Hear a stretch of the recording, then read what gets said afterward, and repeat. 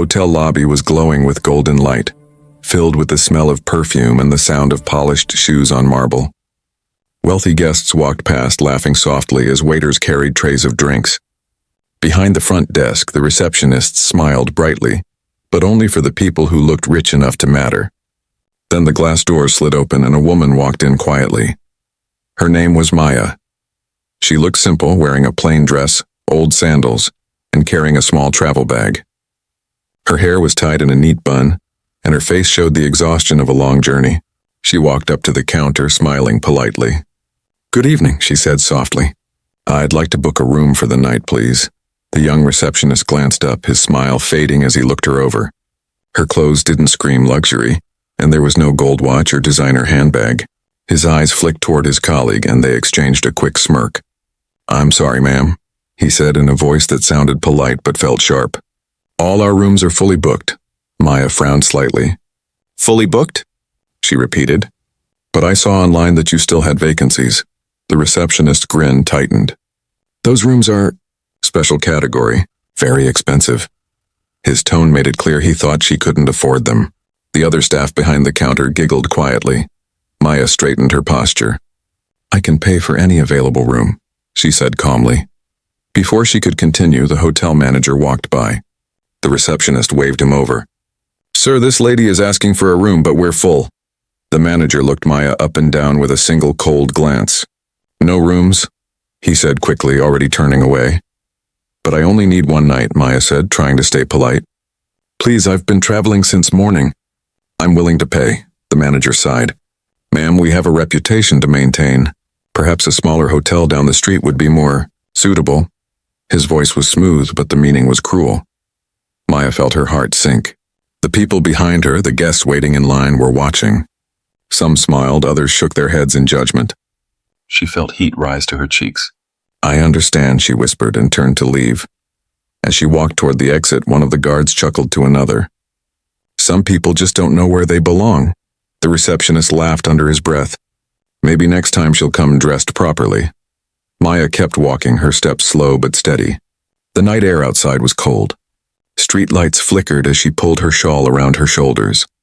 She looked up at the hotel's glowing sign, bright, expensive, and cruel, and whispered, "All right, maybe I didn't belong tonight, but tomorrow, we'll see." She walked down the street, passing restaurants and shops that were closing for the night. The city was loud, honking cars, voices, music, but she felt alone. She stopped by a small cafe still open, its lights warm and welcoming. The owner, an elderly man with kind eyes, greeted her. "You look tired, miss. Come in, sit." She smiled gratefully and sat at a corner table. He brought her a cup of tea and a sandwich. "Long day?" he asked kindly. "Yes," she said softly. "They wouldn't give me a room at the hotel." He nodded, not surprised. "That place. They only see clothes, not hearts. You're not the first they've turned away." Maya looked down at her tea. "Maybe they were right," she said quietly. "Maybe I did look poor," the old man smiled gently. "People who think worth is in clothes are the poorest of all." His words lingered in her mind long after she left. She thanked him, paid, and walked out into the night again. She had nowhere to go, so she sat on a bench near a quiet street. The stars above looked distant, hidden behind the city lights. She felt tired, not just in her body but in her soul. Still, there was no anger in her heart, only a deep sadness mixed with calm determination. From her small handbag, she took out her phone. The screen lit her face in the dark. Dozens of missed calls and messages blinked at her, most from her assistant. She hesitated before answering one. "Ma'am, we've been trying to reach you all evening," the assistant's voice said. "Tomorrow's meeting with the hotel investors is confirmed. They're expecting you at noon." Maya looked back at the hotel in the distance, its shining sign now just a blur of light. A small smile formed on her lips. "That same hotel?" she asked softly. "Yes, ma'am. The Silver Grand." Her smile deepened. "Good," she said. "I'll be there." After ending the call, she sat quietly for a moment, her mind clear. The embarrassment she had felt earlier began to fade, replaced by calm strength. The words of the cafe owner echoed again. "They only see clothes, not hearts." She stood up, brushed the dust from her dress, and began walking toward the taxi stand.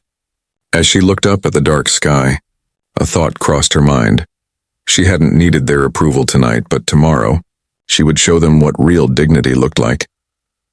By the time she reached her small rented apartment, the city had grown quiet. She sat by the window staring out at the skyline. Respect, she whispered, isn't something you demand, it's something you teach. And with that thought, she went to bed peacefully, unaware that tomorrow the same hotel staff who mocked her would line up at the door, their eyes wide, their smiles trembling as a limousine stopped at their entrance. And the same modest woman stepped out, not as a guest to be rejected, but as someone they'd never forget. The night was cool and quiet, the city lights flickering against the glass towers. Maya walked alone, her small travel bag in one hand and her pride carefully tucked in the other. Just hours ago, she had been turned away from the hotel like a beggar, humiliated, ignored, and judged for her appearance. But instead of anger, what she felt now was something else, a calm fire rising deep inside her. She found a small park nearby and sat on a wooden bench under a street lamp. The traffic hummed in the distance, the night breeze brushing her hair. She opened her bag and took out a little notebook. Its pages were full of plans, sketches, and meeting notes. She had come to the city for an important business deal, but she hadn't told anyone who she really was. She wanted to experience life without her name, without her status. Tonight had shown her how cruel people could be when they thought you were no one. As she sat there, her phone buzzed. It was her assistant, worried. "Ma'am, are you all right? You didn't check into the hotel we booked for you." Maya smiled faintly. "I'm fine, Ravi, just needed some air. How's tomorrow's schedule?" "The meeting with Silver Grand Hotels investors is confirmed for 10 a.m. They're very excited to meet the founder of VN Group," he said eagerly. Her eyes sparkled. "Silver Grand Hotel?" she repeated softly, the same hotel that had rejected her just hours ago. "Perfect. Don't change a thing, Ravi. I'll attend as planned." She hung up, her mind calm but sharp. She had never believed in revenge, but she believed in lessons. The people who laughed at her tonight would soon learn that the quietest faces often hide the loudest truths. Maya stood up and began walking again, the city lights reflecting in her eyes. She stopped at a small cafe still open near the corner, the same one she had passed earlier. The cafe owner, a kind old man, recognized her and smiled. "Back again, miss?" She nodded. "Yes, 1 tea, please." As she sipped the hot tea, she watched the reflections in the glass window, couples laughing, rich men stepping out of expensive cars, waiters running around in uniforms. She whispered to herself, "They think wealth is in what you wear. But true worth, it's in what you do when no one is watching." The cafe owner overheard her and smiled. "Wise words," he said. "Life has a funny way of showing who we really are." Maya smiled back. Tomorrow will show them too. When she reached her small rented apartment later that night, she placed her bag on the table and looked out the window. The city skyline glowed in the distance, and she could see the bright lights of the Silver Grand Hotel far away. "One night they judged me," she murmured. "Tomorrow they'll serve me tea." She couldn't help but laugh softly. There was no bitterness in her voice, only peace. She knew she could have revealed her true identity that night, and they would have begged for forgiveness, but she hadn't. Because respect that depends on power isn't real respect. She went to her wardrobe and took out a long black dress, simple yet elegant. It wasn't new, but it carried grace. She hung it carefully by the mirror, ready for the next day. Then she opened her laptop, checking tomorrow's meeting agenda. The hotel management had no idea that the modest woman they had insulted was the very investor they were hoping to impress. Before going to bed, she wrote something in her notebook. People who laugh at simplicity forget that diamonds are born from pressure and dust. As the clock struck midnight, she turned off the lamp and lay in bed. The night outside was still, but inside her a storm was waiting, quiet, powerful, and ready. Tomorrow she wouldn't need to speak loudly or shout for attention. Her arrival would speak for itself. The next morning, before sunrise, her assistant called again. "Ma'am, should we send the company car?" Maya smiled as she looked at the sleek black limousine parked below. "No need," she said. "It's already waiting." She stepped out of her apartment with calm confidence. The driver opened the door and she slid into the car, her expression serene. As the limousine glided through the morning streets, the reflection of the hotel's name appeared in the window. Silver Grand. For a moment, she closed her eyes and whispered to herself, "Yesterday they saw a nobody. Today they'll meet the woman who owns their tomorrow." And with that she smiled softly, the city rushing past her, the morning sun rising like a promise. The same doors that once closed on her would soon open wide, because dignity once tested always returns stronger. The sun rose bright over the city, casting golden light on tall buildings and busy streets. Inside a quiet apartment, Maya stood before the mirror, buttoning her crisp white blouse. Gone was the tired, rejected woman from last night. Today her calm smile carried purpose. Her movements were steady, confident. She tied her hair neatly, slipped on a simple pearl earring, and picked up the same plain handbag she had carried before. But this time, everything about her presence felt different. Outside, a sleek black limousine waited by the curb. Her driver, Ravi, stepped out and opened the door respectfully. "Good morning, ma'am," he said. "Are you ready for your meeting?" Maya nodded, her voice gentle but firm. "Yes, Ravi. Let's go back to the place that didn't have room for me yesterday." As the limousine glided through traffic, Maya watched the city rush by, people in suits, delivery boys, families waiting for buses. She smiled faintly. "People think wealth is shown through luxury," she murmured to herself. "But real power is when you can walk into the same room that once rejected you and still treat everyone with grace." When the car stopped in front of the Silver Grand Hotel, the doormen rushed forward, straightening their jackets. The chauffeur stepped out first and the hotel manager appeared at the door, smiling widely, unaware of who was inside. The tinted window rolled down slowly and his smile froze. It was her, the same woman he had refused last night. Maya stepped out gracefully. She wasn't wearing diamonds or designer clothes, yet somehow her simplicity looked more royal than all the guests standing nearby. Cameras flashed and whispers rippled through the crowd. The manager's voice trembled. Good morning, ma'am. Welcome back to Silver Grand Hotel." "Thank you," Maya said calmly, her voice warm but unshakable. "It's good to be back." The receptionist from the night before turned pale. He dropped his pen when he recognized her. He remembered how he'd smirked, how he'd told her the hotel was full. Now, she was walking in through the VIP entrance, surrounded by staff bowing respectfully. Inside, the air smelled of expensive perfume and polished marble. The same chandeliers sparkled above her, but now they reflected her confidence instead of her humiliation. The staff led her to the presidential conference room, where the hotel's board members were already waiting.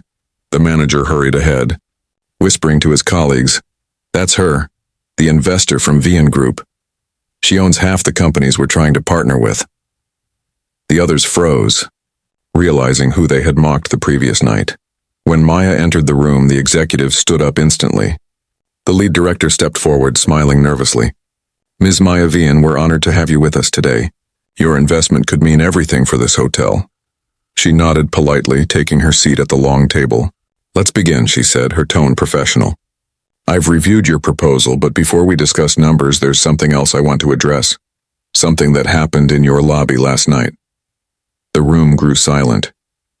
The director glanced at the manager, whose face turned white. Maya continued calmly, "One of your employees refused me a room because of how I looked. I wasn't dressed in luxury, so I wasn't treated with respect." The manager tried to speak, but she lifted her hand gently. "It's all right. I'm not angry. But I am disappointed, because a hotel isn't truly grand because of its chandeliers or marble floors. It's grand because of the respect it gives to everyone who walks through its doors. No one dared to move." Her words cut deeper than any threat could. Then with that same calm voice, she said, "I believe in second chances. I won't cancel our partnership, but I expect one change. Treat every guest as if they're the most important person in the room, whether they arrive in a limousine or on foot." The directors nodded quickly, ashamed yet grateful. The manager stood trembling. "Ma'am, I apologize. I didn't know," she smiled softly. "That's the point. You never know who someone really is. That's why you must treat everyone with kindness." After the meeting, the hotel staff escorted her to the same lobby where she had been insulted. Now everyone greeted her with genuine respect. Guests whispered in awe, realizing they were witnessing something rare: power without pride. Maya sat down at a corner table and ordered a cup of tea. The same receptionist who had mocked her the night before brought it, his hands shaking slightly. She looked at him kindly and said, "Don't be afraid.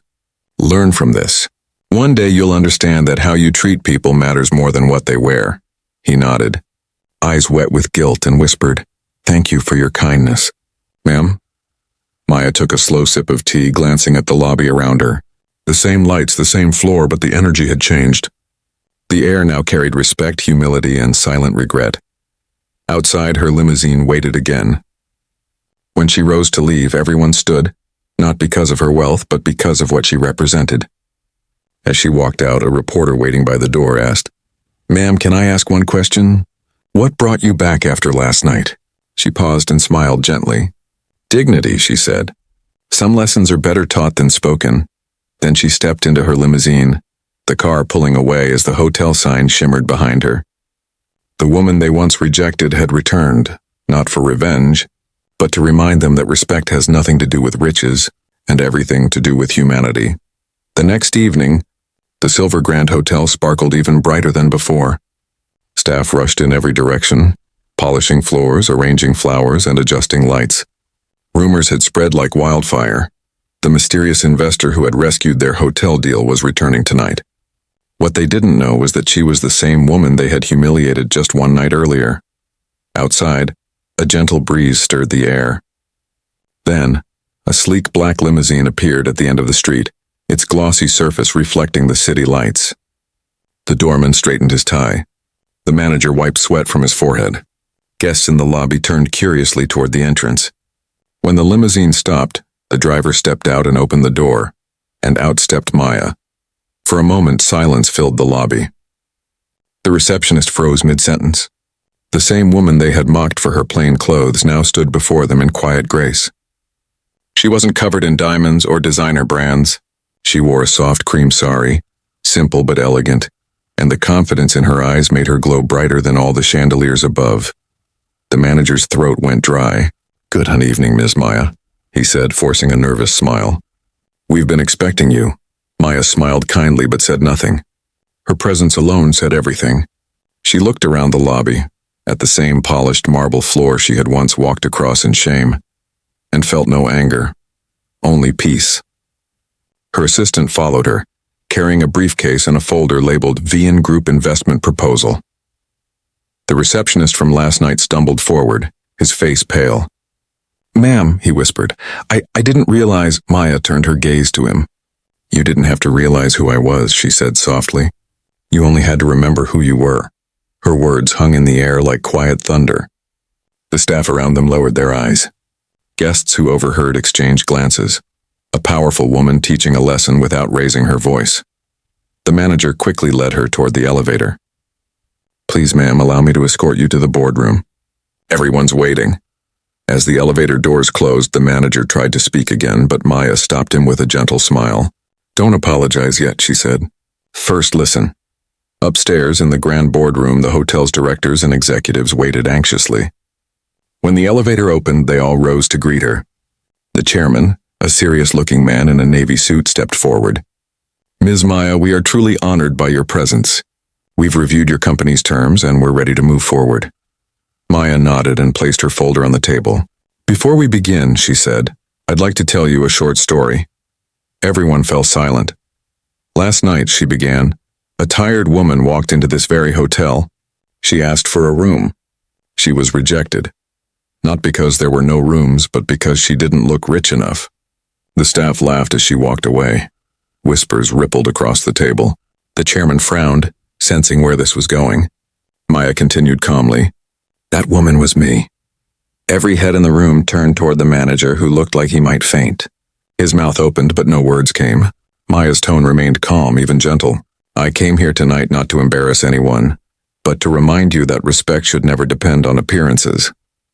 A brand that treats people poorly will eventually lose everything that money can't buy. Trust." The room was dead silent. The chairman's face softened. "Ms. Maya," he said quietly, "on behalf of the hotel, I deeply apologize for the behavior you experienced. We are ashamed." Maya gave a small smile. "I accept your apology. But I don't want an apology. I want change." She slid a document across the table. It was her revised investment agreement. "From now on," she said, "a new rule must be added to your customer policy. Every guest is to be treated with respect. regardless of their appearance, background, or wealth. The chairman read the paper carefully, then looked up and nodded. Approved immediately. The room exhaled in relief. But Maya wasn't done yet. She turned to the manager and said softly, "You have a good hotel, beautiful, grand, and full of potential, but you can't build greatness on arrogance. Only kindness can keep doors open forever."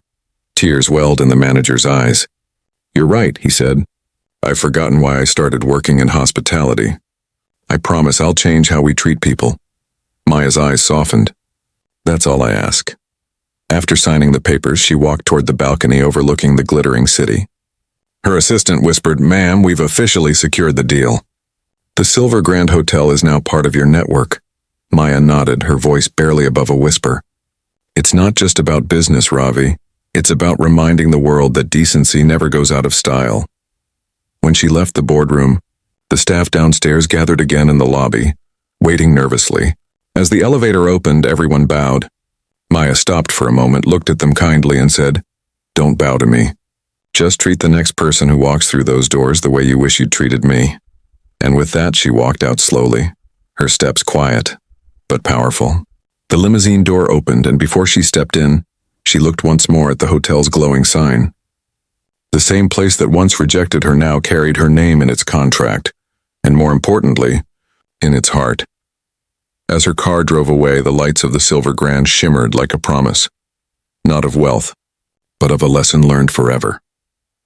The night after the deal was signed, the Silver Grand Hotel was alive with celebration. Chandeliers glittered, music filled the air, and laughter echoed through the grand halls.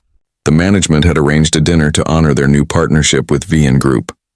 Every seat was filled with powerful business figures, but all eyes kept drifting toward one woman, Maya.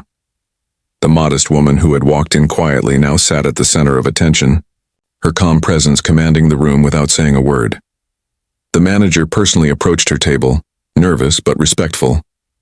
"Miss Maya," he said softly, "we're deeply honored to have you here again. The entire staff has learned an important lesson from you." Maya smiled kindly. "Lessons mean little unless they change actions," she replied gently. "I hope your staff understands that respect should never be reserved for those who seem powerful." The manager nodded earnestly. "We've already begun making changes. Every staff member will attend a new training session focused on empathy and guest respect.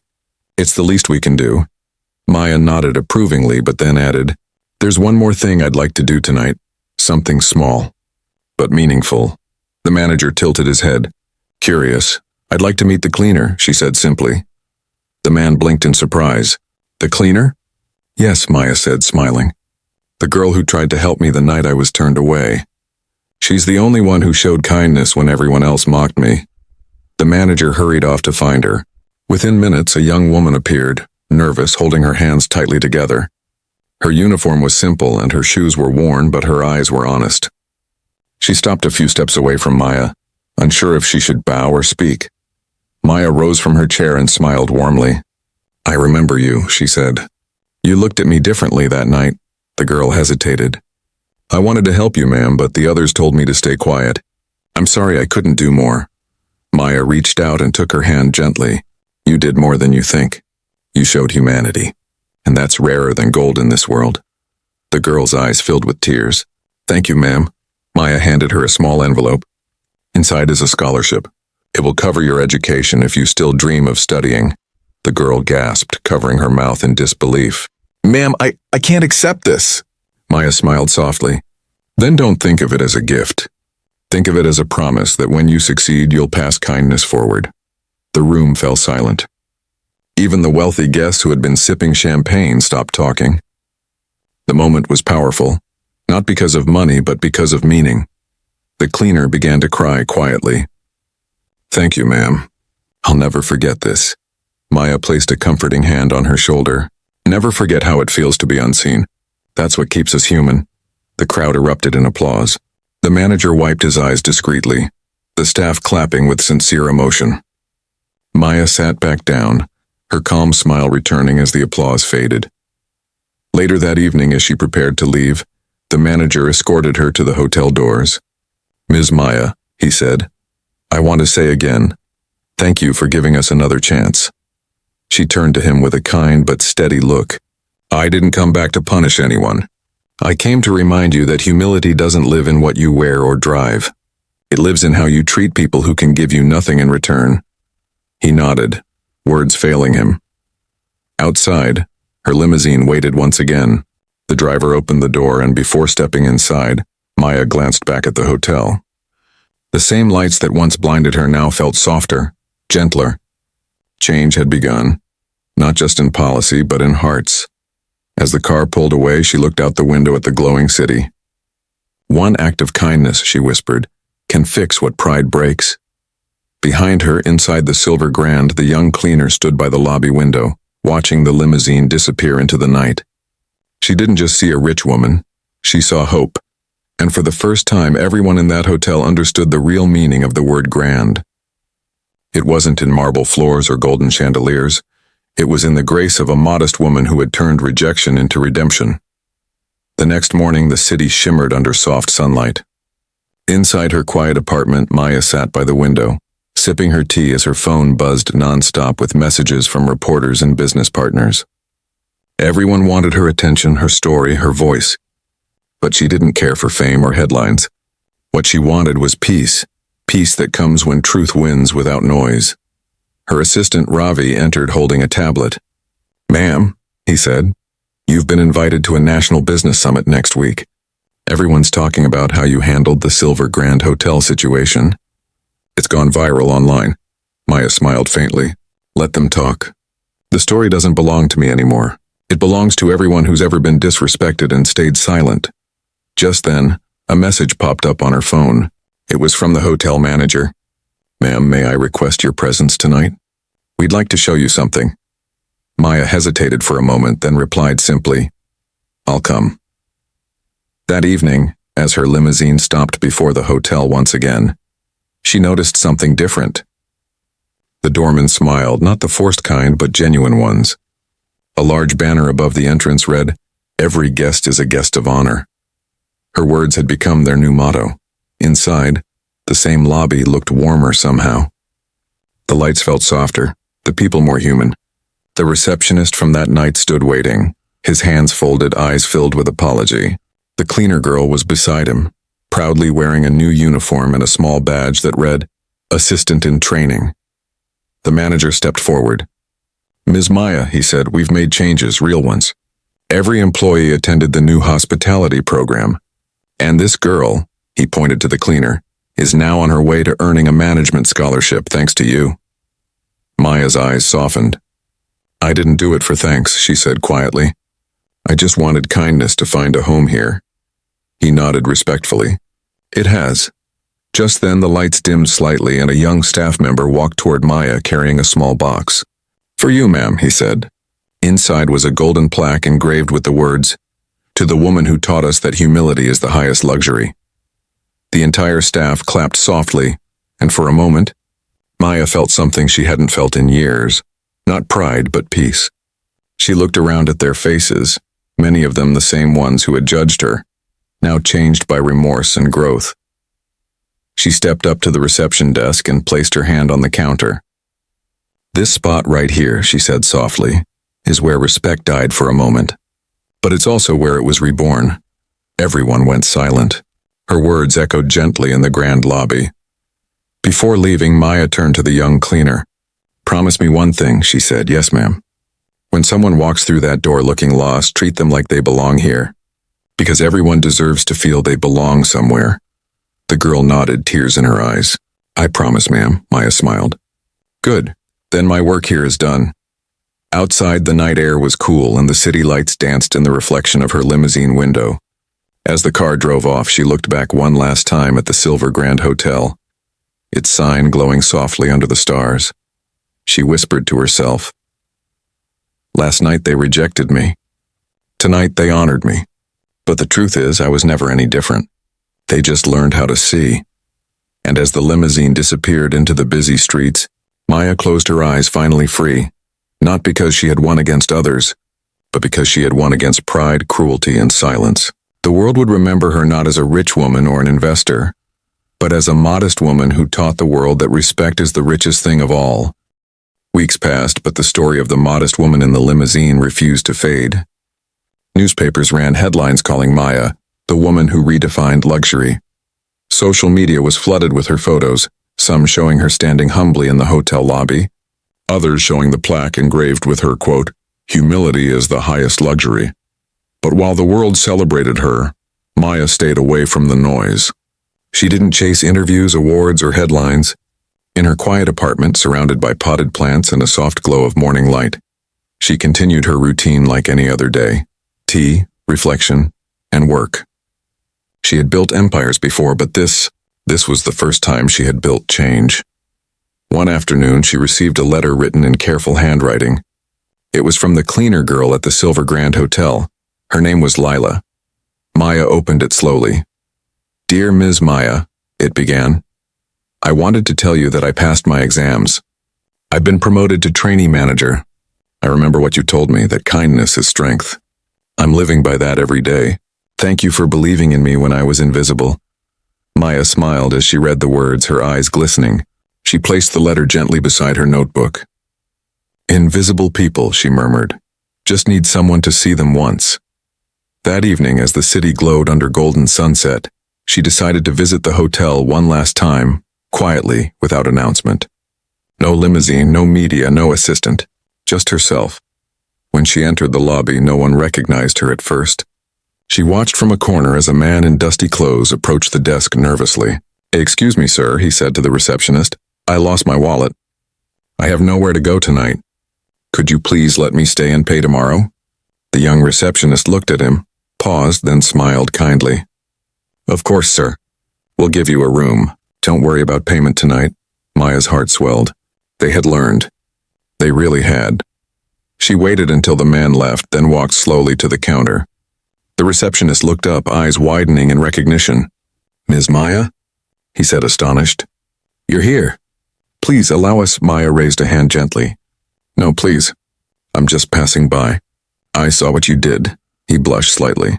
"We've all changed because of you, ma'am. The hotel feels different now. People leave with smiles, not just bills." She smiled warmly. "Then my work here is done." The manager appeared from his office, smiling brightly this time, not out of fear, but gratitude.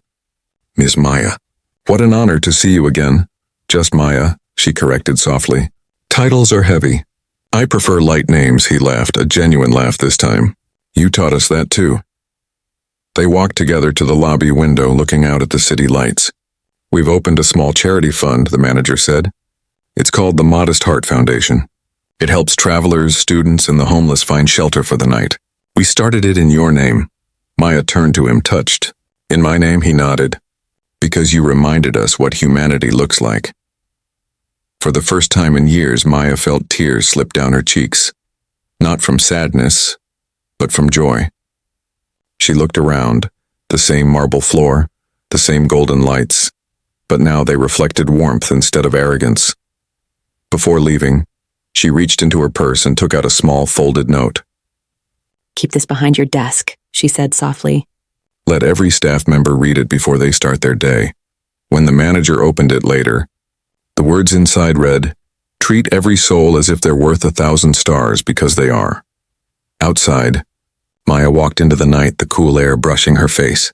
The limousine wasn't waiting this time. She didn't need it. She hailed a small taxi, smiling as she climbed in. The driver looked at her through the mirror. "You look happy, ma'am." "Good day." Maya chuckled. "The best," she said. "I just visited a place where hearts became grander than walls." As the taxi disappeared into the glowing streets, the Silver Grand Hotel stood tall behind her, not as a monument of wealth, but as a living memory of one woman's quiet revolution. And somewhere inside, hanging proudly near the front desk, was her plaque. "A modest woman once walked in and taught us what grandeur really means." Because true greatness, she had proven, doesn't arrive in a limousine. It walks in quietly, wrapped in humility, and leaves behind a legacy that even time cannot erase.